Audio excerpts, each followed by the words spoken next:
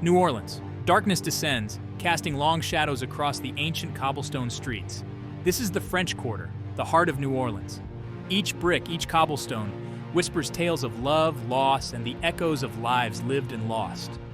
But beneath the vibrancy, a darkness lingers. Please like and subscribe for more content.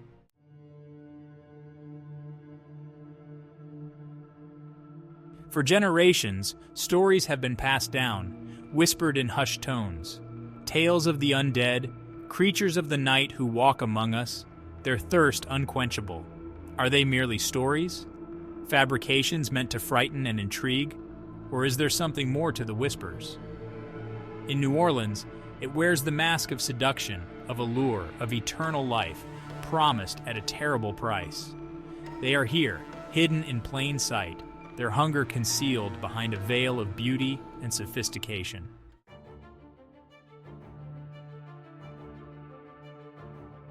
The history of vampires in New Orleans is long and bloody. Some say they arrived with the first French settlers, bringing with them tales of the undead from their homeland. From the shadowed alleys of the French Quarter to the moss-draped oaks of City Park, their presence is felt everywhere. They are the unseen watchers, the predators who stalk the night, their hunger as old as time itself. Join us if you dare, as we journey into the dark heart of New Orleans.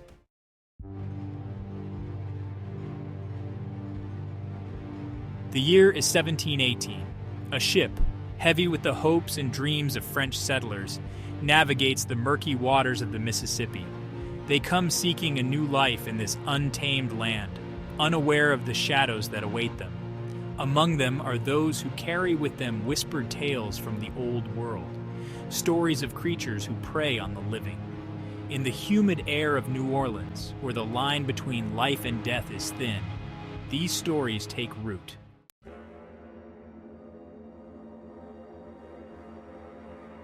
New Orleans, built on the backs of slaves, is a city steeped in blood from its very inception.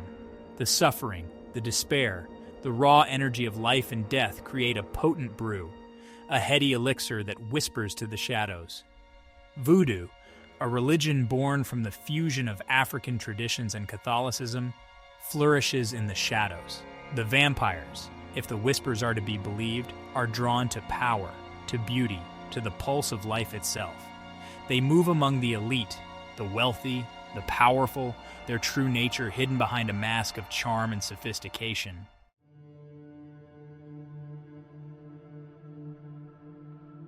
As the 19th century dawns, stories of vampire attacks begin to surface in the local newspapers. At first, they are dismissed as superstition, the ramblings of drunkards and fools. But the whispers persist. The bodies pile up. Vigilante groups, fueled by fear and armed with crucifixes and stakes, roam the streets at night, seeking to eradicate the vampire menace. Eyewitness accounts paint a chilling picture. The victims, often young and beautiful, are found drained of blood, their bodies marked with 2 puncture wounds on the neck. The vampires, it seems, have staked their claim.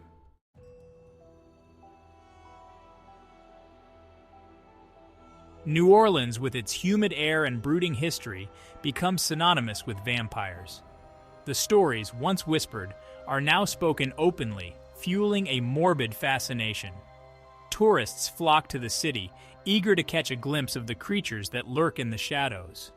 The bodies continue to surface, each one bearing the unmistakable mark of the vampire. The police, their investigations fruitless, grow increasingly desperate. They are everywhere and nowhere, their presence felt in every dark corner, every deserted alleyway. They walk among us, their true nature concealed behind a veil of normalcy. They are our neighbors, our friends, our lovers.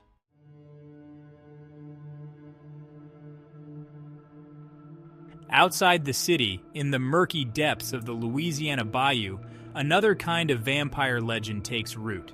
Here, among the cypress trees and Spanish moss, live the Cajuns, descendants of French settlers who brought with them their own unique blend of folklore and superstition. They speak of the rugaru, a creature of the night, half man, half beast, driven by an insatiable thirst for blood. Is the rugaru simply a local variation on the vampire myth? Or is it something more ancient, more primal? The bayou holds its secrets close.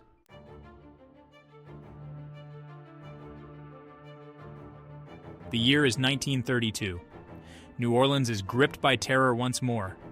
Herbert and Clement Carter, outwardly respectable members of New Orleans society, are accused of a series of gruesome murders.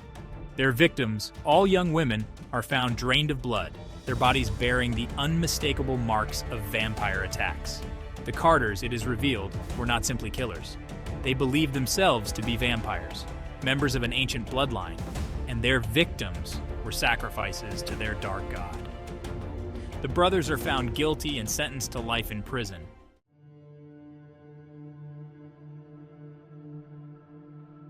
The trial of Herbert and Clement Carter sends shockwaves through New Orleans, its ripples reaching far beyond the confines of the courtroom.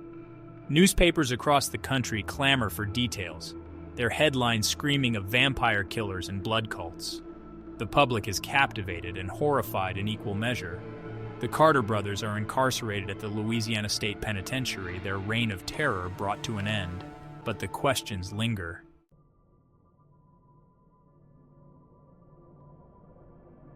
The Carter case divides New Orleans. Some believe justice has been served, the evil extinguished. Others, however, harbor doubts. Whispers of a cover-up circulate, fueled by the inconsistencies in the brothers' confessions and the authorities' reluctance to delve too deeply into the occult aspects of the case. In the French Quarter, where shadows run deep and secrets are currency, the Carter brothers become the stuff of legend.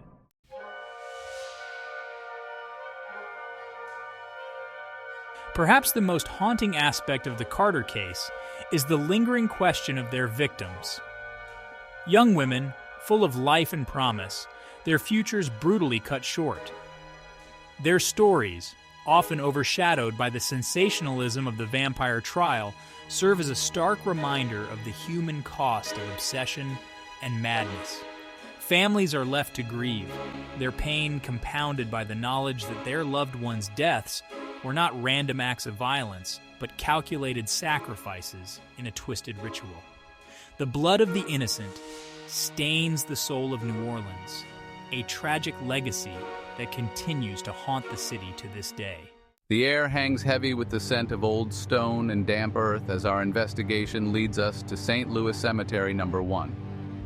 Established in 1789, this labyrinth of above-ground tombs is a veritable who's who of New Orleans history. Armed with EMF readers and thermal cameras, we navigate the narrow pathways, our footsteps echoing in the stillness.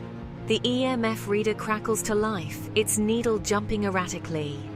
There, in the shadow of a crumbling mausoleum, a shadowy figure seems to materialize, only to vanish.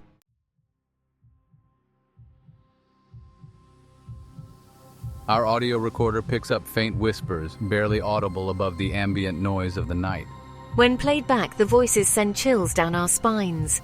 A woman's cry, a man's growl, and a low, hissing whisper, "Mine." We set up static cameras, hoping to capture evidence of apparitions reported for centuries. Our cameras pick up anomalies, orbs of light, shadows contorting, and a translucent figure gliding through a wall. The evidence points to a realm beyond our understanding, where the veil between the living and the dead is thin. Our investigation leads us from the hallowed grounds of the cemetery to a crumbling mansion on the outskirts of New Orleans. Locals whisper of the family that once resided here, of their sudden and gruesome demise. As we step across the threshold, we are greeted by an oppressive silence, broken only by the sound of our own breathing.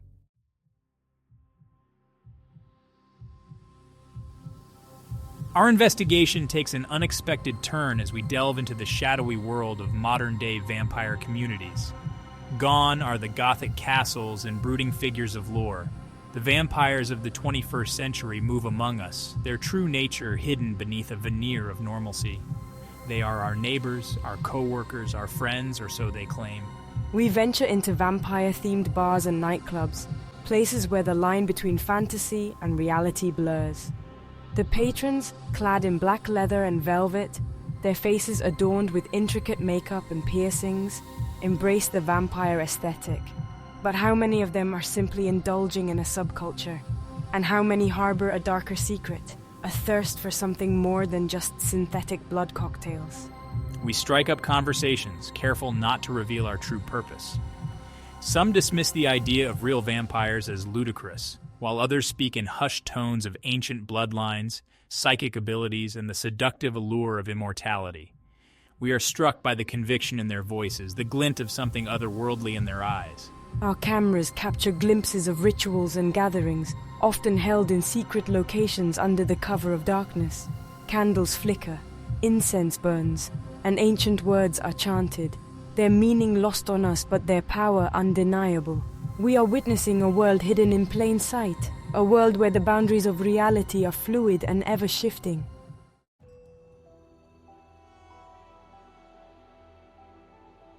We finally secure an interview with a self-identified vampire, a man who claims to have lived for centuries, his thirst for blood sated through consensual feedings from willing donors. He speaks eloquently of the challenges and rewards of his existence, of the constant struggle to control his urges, and of the profound connection he feels to those who share his gift. He dismisses the romanticized portrayals of vampires in popular culture, emphasizing the responsibility that comes with his condition. He speaks of the importance of discretion, of respecting the boundaries of the living, and of the consequences of revealing his true nature to the world. His words are both alluring and unsettling. Is he a master manipulator, weaving a web of lies to justify his predatory nature? Or is he, as he claims, a creature of both darkness and light, bound by an ancient code to walk a path of shadows? As the interview concludes, we are left with more questions than answers.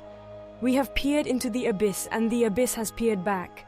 The world of vampires, once confined to the realm of myth and legend, now seems disturbingly real, their presence a constant reminder of the darkness that lurks beneath the surface of our own humanity.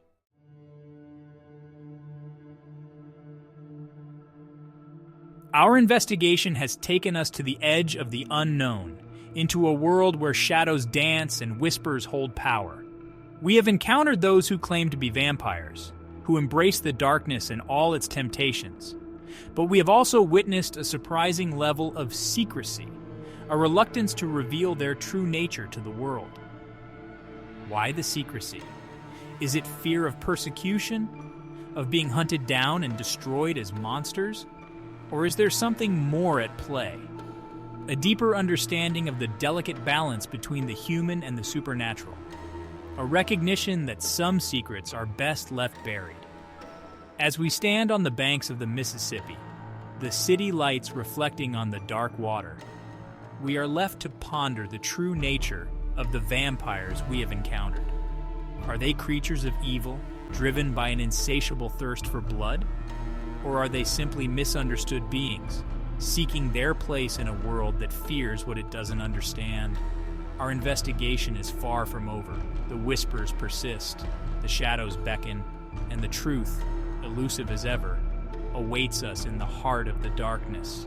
Join us if you dare, as we continue our journey into the world of vampires in New Orleans, a city where the line between myth and reality is forever blurred.